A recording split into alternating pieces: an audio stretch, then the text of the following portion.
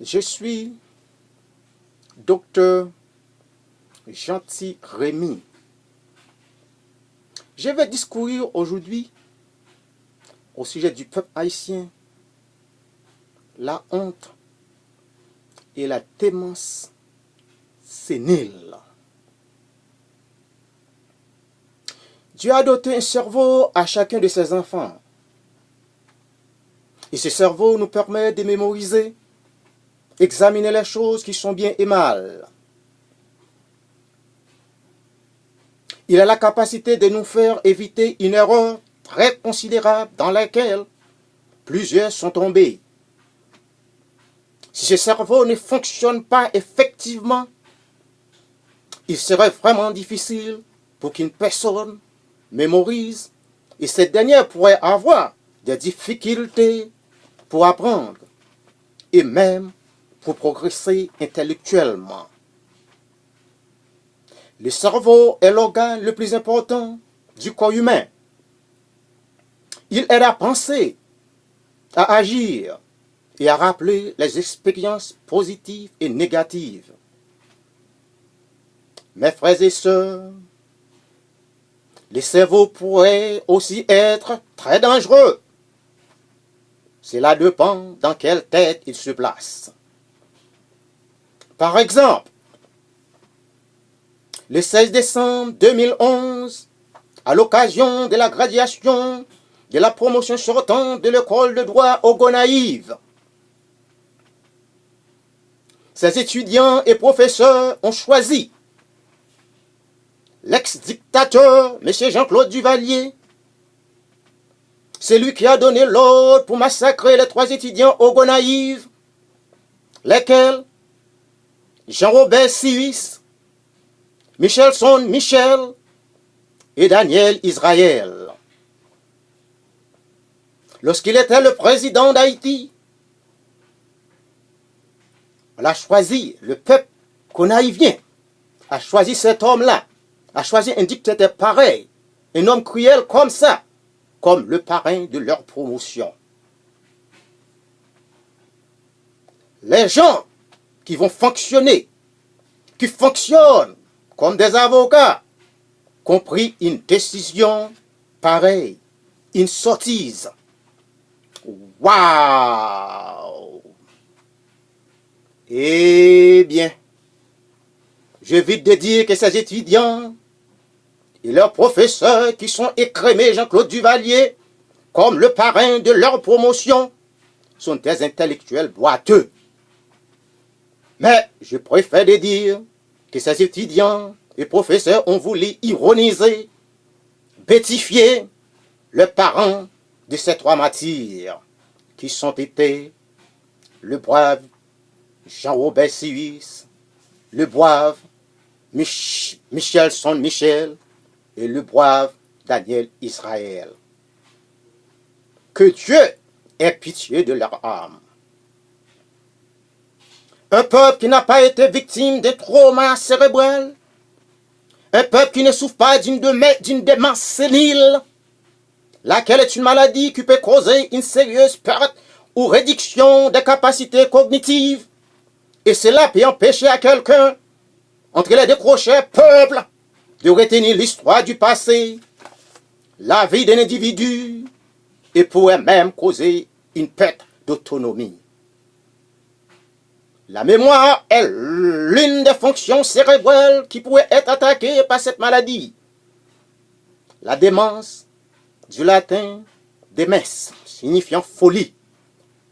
Celle deviendra une maladie épidémique au sein du peuple.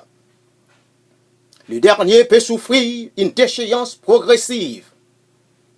Oui, cette maladie peut empêcher à un peuple de progresser parce qu'il ne peut pas se souvenir de son passé. Nul ne peut pas aller vers l'avant s'il oublie son passé. Un peuple qui oublie son histoire, l'histoire de son pays, est un peuple sans avenir. Cette démence peut causer une calamité, un fléau au sein du peuple. Je n'ai pas la prétention d'être un neuroscientiste pour diagnostiquer que plusieurs de notre peuple, le peuple haïtien, souffre de la maladie Alzheimer. Il paraît même que la maladie d'Alzheimer est un syndrome haïtien. Cette maladie est diagnostiquée par une perte de mémoire, une perte d'autonomie que plusieurs peuvent justifier chez nous. En Haïti, oui, Haïti perd son autonomie. Haïti dépend de l'aide des autres pays. C'est de même pour une personne atteinte de démence, présente des troubles de mémoire et perd son autonomie au point de devenir totalement dépendant de l'aide des autres après un certain temps. Si le peuple haïtien oublie les crimes de François Duvalier, oublie les crimes que François Duvalier, le défunt dictateur, avait instauré un enfer en Haïti, je ne pense pas que le peuple haïtien peut oublier que les crimes que François Duvalier a commis en Haïti. Je vais répéter encore la même chose. François Duvalier a été instauré un enfer en Haïti. Combien François Duvalier avait fait souffrir les mamans et les papas haïtiens, tout en déclarant la guerre aux intellectuels haïtiens? Oui, il a désintellectualisé le pays, Haïti. Ce régime avait pillé, torturé, assassiné, humilié le peuple haïtien sur un nouveau qui a excédé, qui excède tout ce que Idi Amin Dada fit à Ouganda. François Duvalier fut un tyran, un géant fuiste et instinctif, brutal et rusé. Le régime de François Duvalier et Jean-Claude Duvalier était le malheur d'Haïti. Pourquoi les gens qui disent qu'ils sont des avocats, des médecins, des professeurs, des intellectuels veulent réintégrer ce malheur en Haïti? Je me borne de répondre à cette question. Jean-Claude Duvalier était un malin dans tous les sens du terme. Oui, il était un malin. Jean-Claude Duvalier n'était ni fou, ni stupide. Il était assez intelligent pour jouer l'instrument de son pouvoir.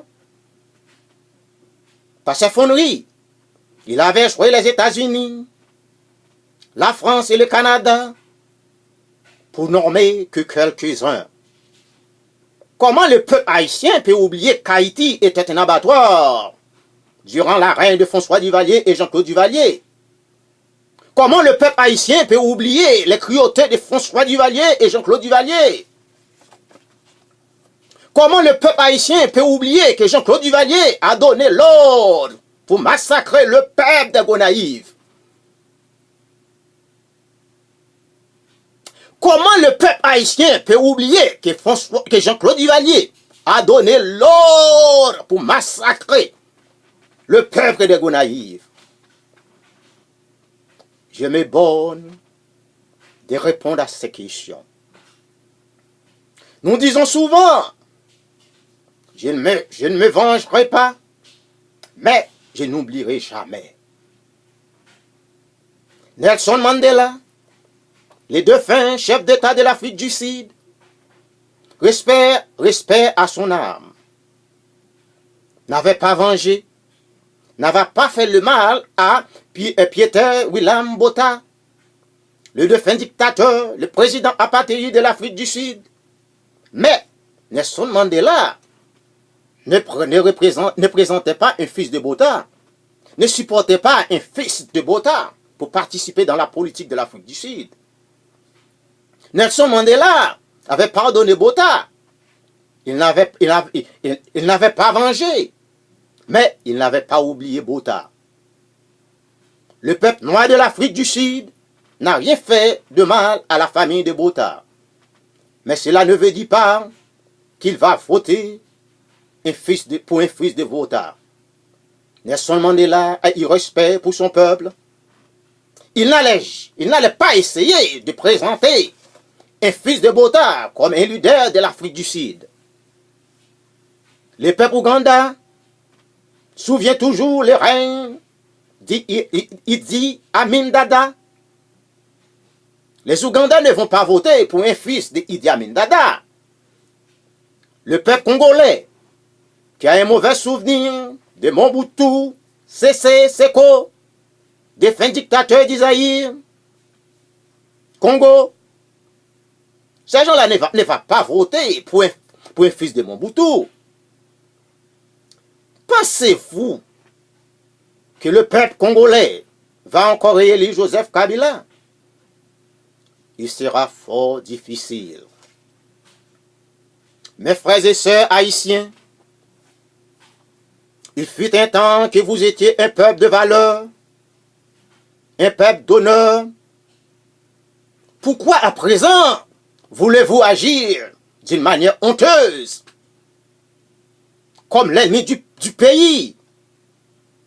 Pourquoi voulez-vous agir comme un peuple qui souffre de la maladie Alzheimer? Pourquoi agissez-vous comme un ruminant? Ouac.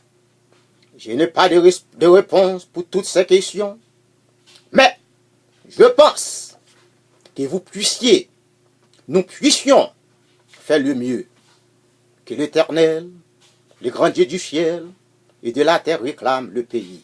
Merci.